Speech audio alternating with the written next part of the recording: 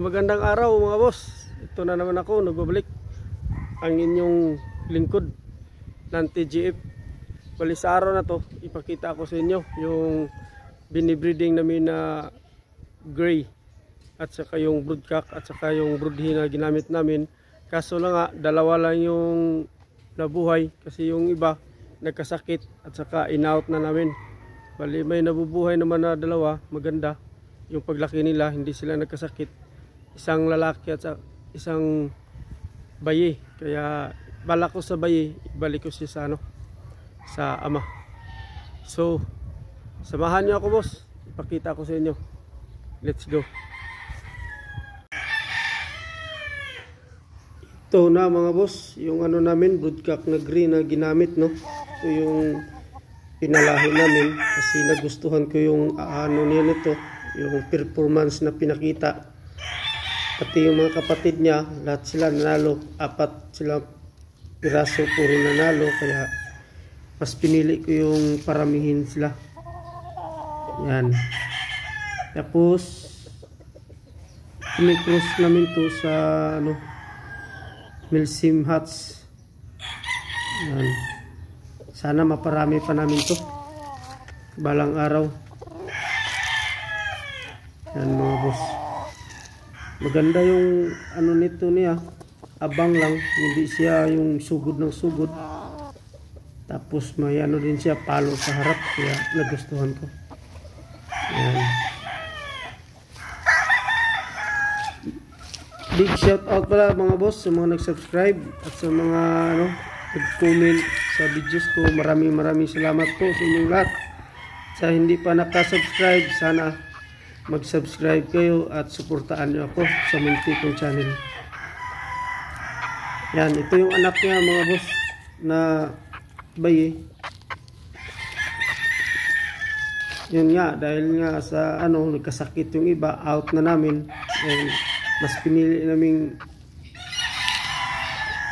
i-out yung nagkasakit para wala nang dami pang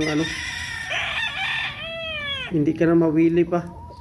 Tapos ito hindi nagkasakit. Sana hindi pa to siya magkasakit hanggang pwede na siya magamit. Kasi balak ko ibalik ko siya sa ama. Balik ko siya ama para naman i-inbreed natin siya. Hindi pa naman siguro yung nila linyada dahil yung gray ko hindi naman din yun pure. Saka ito yung broodhen namin na Milsim Huts na ginamit. Yan. Lugon pa rin siya, lugon, kaya hindi siya pwedeng gamitin. Yan. Yan na mga boss. So balak naman namin pag pwede natin siyang gamitin, bali doon namin to siya i-cross sa namin, yung black na white ligid namin. I-try namin siya na i-match sa huts yung black namin. Baka sakaling maganda naman din yung nila matching. Yan lang mga boss. Yan, lugon na lugon yan.